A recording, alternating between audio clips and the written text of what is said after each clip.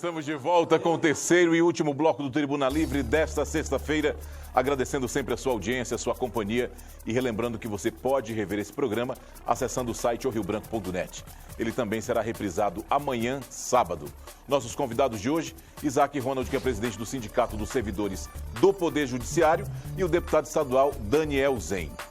Deputado, muito se discutiu essa semana, por exemplo, na Assembleia Legislativa, a questão da alteração da LDO. É outra quebra de outra regra, de outra norma que não poderia ser mexida? Com certeza, Tião. O que aconteceu lá? Isso, é bom que você explique bem isso para o telespectador entender.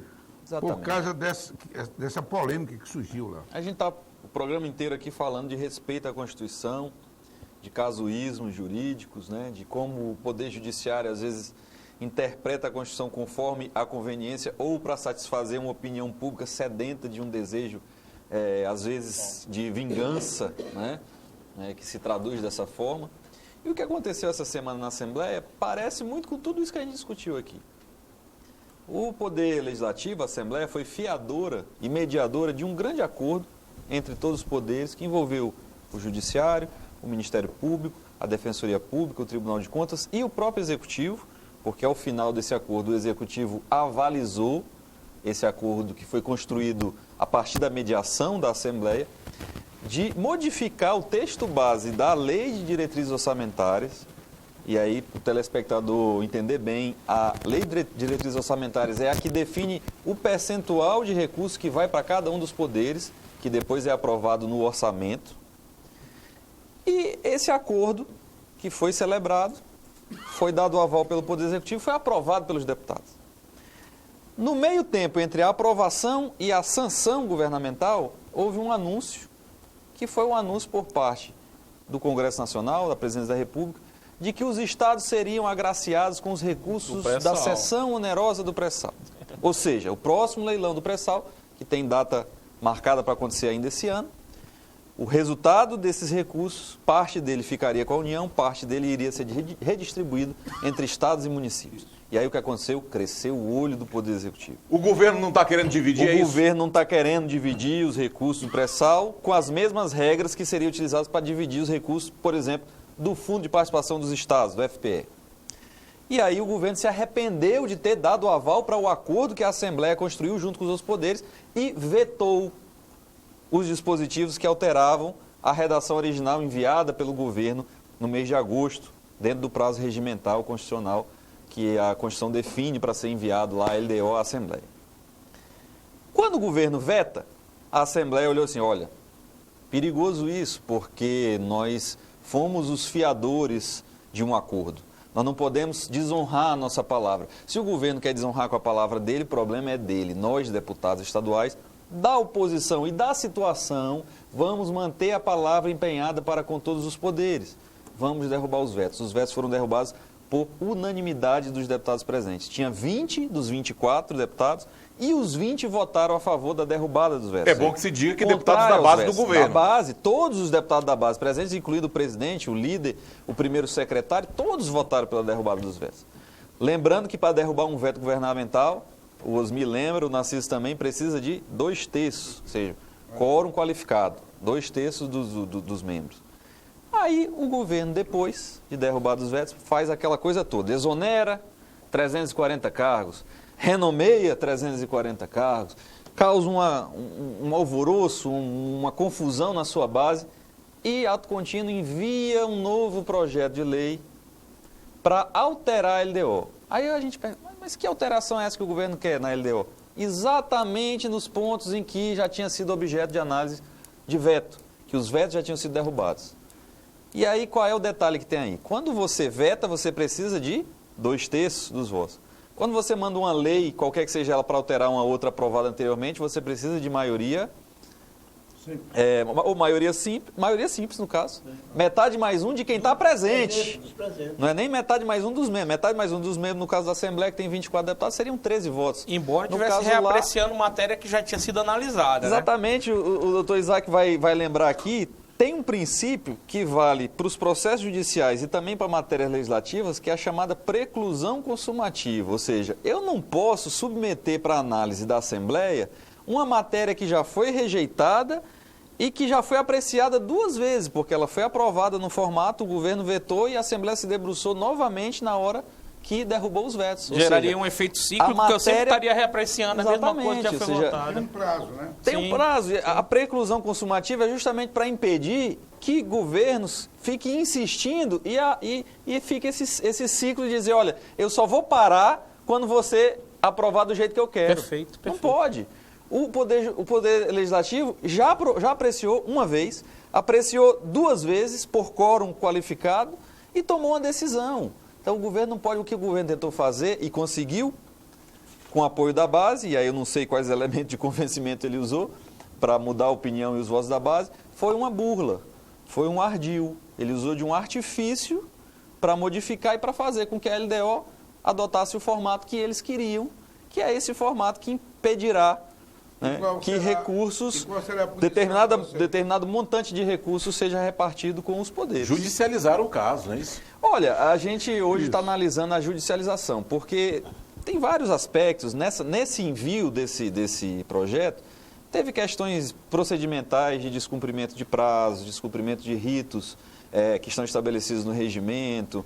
Diários oficiais extras, né? Diários oficiais extras, ou seja, teve uma questão que é o regime de urgência, foi atribuído a esse projeto de lei regime de urgência sem que a Assembleia deliberasse se atribuir ou não, porque o regime de urgência o governo pede, mas a Assembleia tem que dizer se acata ou não. E o projeto tramitou em regime de urgência sem que houvesse uma decisão anterior da Assembleia se aceitava ou não a atribuição de regime de urgência. Ou seja, o processo inteiro legislativo desta lei que altera a LDO está maculado, está eivado de vícios.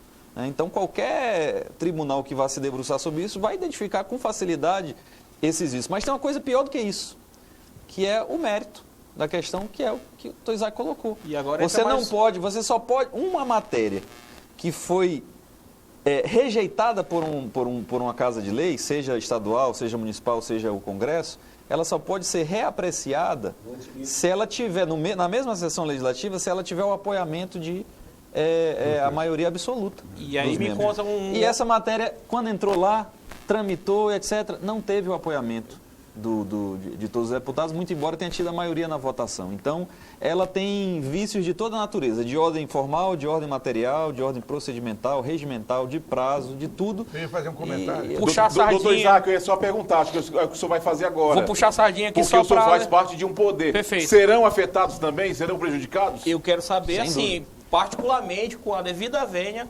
desembargador-presidente, desembargador Djalma, cabe a ele entrar com ação também, porque o Poder Judiciário está sendo afetado diretamente nesse orçamento. E eu vi situação similar, determinada vez que o desembargador Longini, quando era presidente, acionou no STF o governador Tião Viana. Lembra disso, Daniel? Lembro. E isso depois vai gerar uma negociação, normalmente isso foi solucionado. Pelo que eu percebi do texto que eu acompanhei, o Executivo manobrou realmente para limitar cotas e já vinha com um discurso pré-formatado de Brasília, de que tal valor poderia ser utilizado só com determinada função que cabia ao Executivo, sendo que já tem uma ação lá no Rio Grande do Sul, até para eles regularizarem a situação previdenciária deles, para que fosse utilizado parte dessa cota para... A Previdência. Previdência. Exato. Entende que nós temos um problema grave também da Previdência.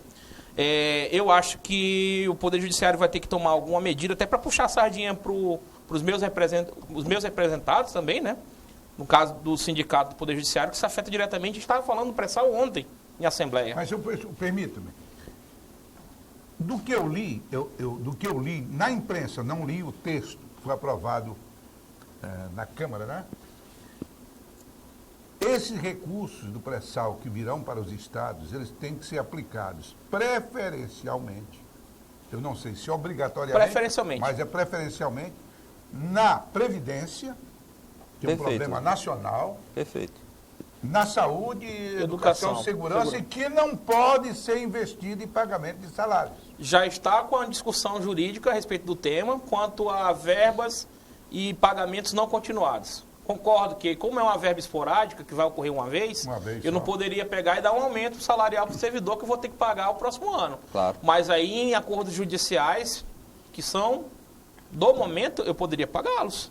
até verbas indenizatórias de aposentados que a lei manda pagar também. Agora, de para certa além, forma. para além disso, Osmi, e eu vejo como muito sadia essa determinação de que a maior parte desses recursos sejam destinados para a Previdência. Mas não é só o Poder Executivo que tem problemas na Previdência. Sim. Servidores do Judiciário também têm. Então, se partilhar esse recurso, o Judiciário pode aplicar, destinar, investir na Previdência do Poder Judiciário. Assim como o Legislativo também tem déficit previdenciário com seus servidores, assim como o Ministério Público. Né? E quando você utiliza recursos extraordinários para investir numa despesa fixa, você acaba liberando outras fontes de recursos para fazer investimento. Perfeito. O Judiciário precisa investir em melhoria de comarcas, né, as suas instalações no interior. A Defensoria Pública está sem defensor público em boa parte dos municípios. E eles precisam desse dinheiro para contratar defensores que estão aprovados em concurso público e não tem dotação orçamentária para convocá-los. O Ministério Público também precisa investir nas suas promotorias de justiça, ou seja, nós não estamos falando de salário de deputado, de juiz, de Atendimento à promotor, de sociedade, à servidor. população. Nós estamos falando de serviços essenciais que a sociedade está sentindo falta, e não estou nem dizendo de Rio Branco, nossa capital, não, estou falando dos municípios. Muito precário. E o Estado, Poder Executivo, com uma ganância tão grande que não quer repartir esses recursos conforme as regras com as quais ele mesmo concordou. Existe uma brincadeira textual lá também sobre a receita corrente líquida, né? Doutor Isaac, Sempre eu vou fala. fazer a minha última interferência, mas Paciência. eu vou voltar para a cachaça que eu escolhi para beber neste programa. É Constituição? Primeiro eu quero parabenizar a Osmi Lima. Mas que surpresa. Uma surpresa.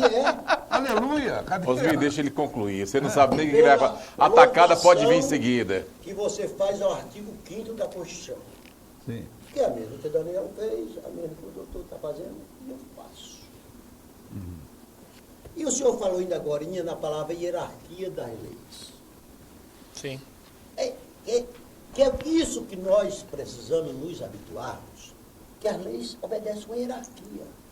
A lei do município não pode considerar a do Estado, a dos Estados não pode considerar a federal, e dentro da Constituição só tem um artigo que não pode ser modificado, nem que todo o Congresso e todo o Supremo queira, que são as causas pétreas da Constituição e as contidas no artigo 5º.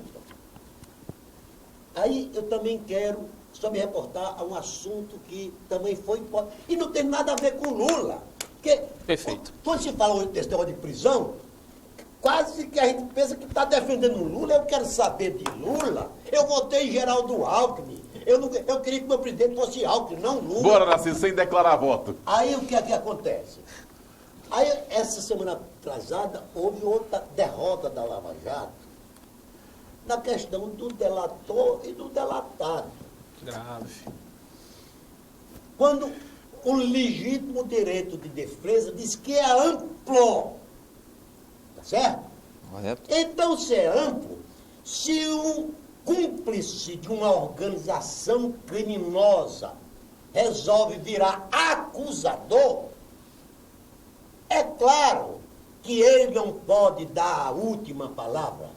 Ele tem que dar a última palavra ao réu que tem que se defender. Perfeito. É assim mesmo. É assim, está correto. O Supremo decidiu corretamente. Eu não sei como é que eles vão modular isso, se essa decisão vai passar a valer para processos já conclusos e gerar nulidade, ou se vai passar a valer dali para frente, mas é outra das coisas óbvias que vinham sendo descumpridas e que foi preciso o Supremo se manifestar para dizer algo que é muito natural, que é um princípio que a gente chama, é o princípio de que o réu sempre fala por último.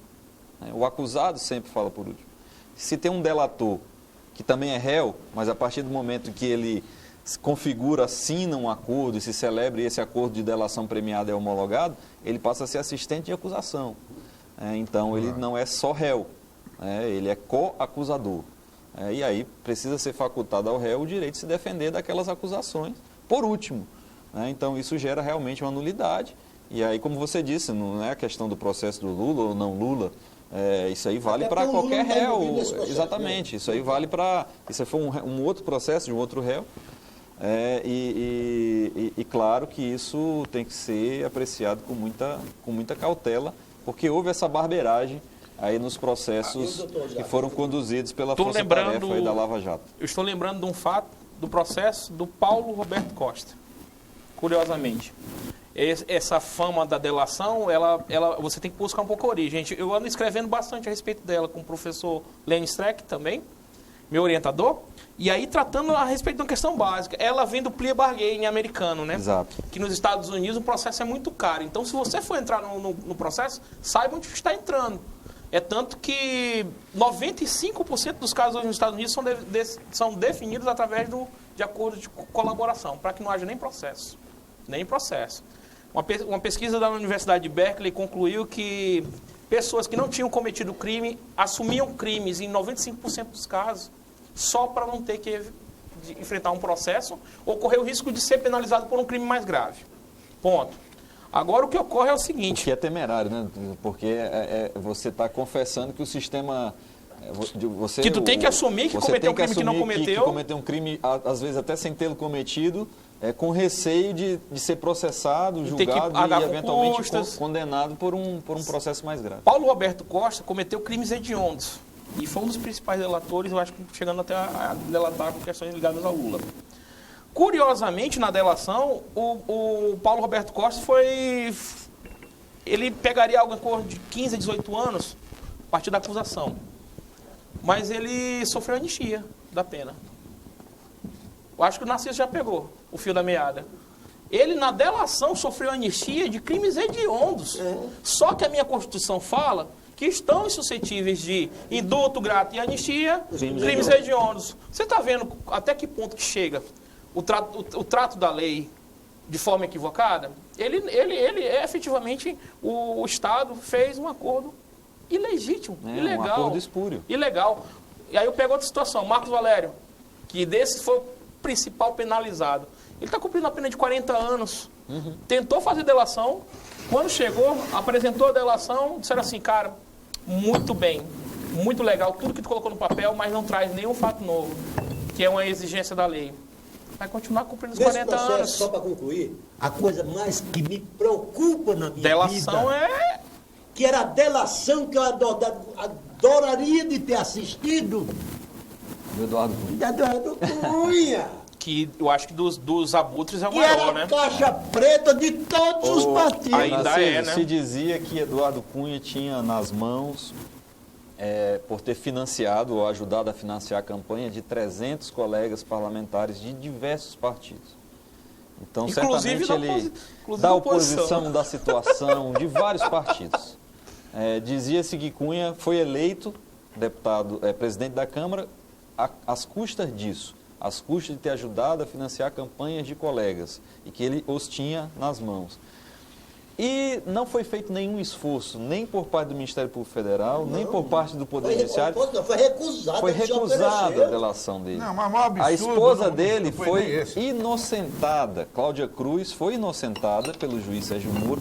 E quem a defendeu, o patrono do seu processo, o seu advogado, chama-se Marlos Arnes, sobrinho do senador Flávio Arnes, do PSDB, que é sócio de dona Rosângela Wolff de Quadros Moro, esposa de Sérgio Moro.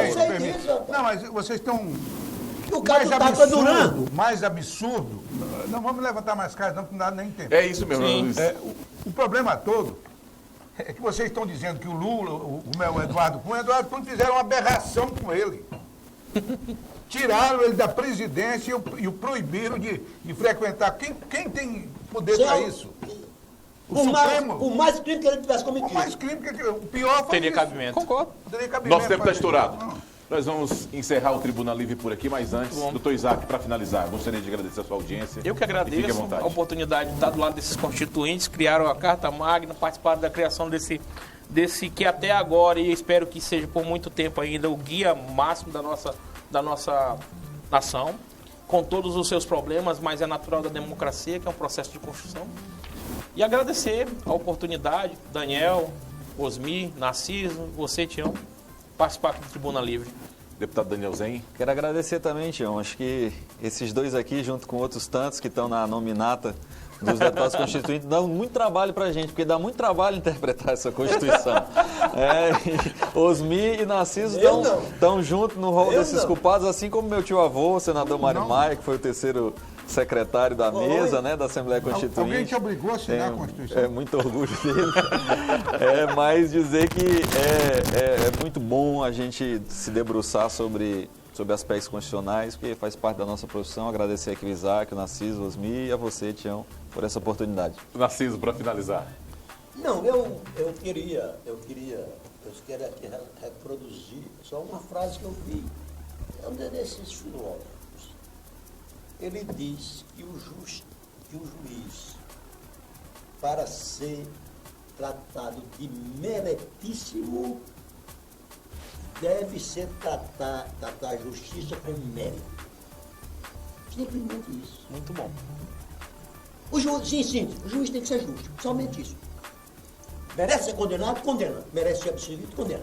E outro, absolve.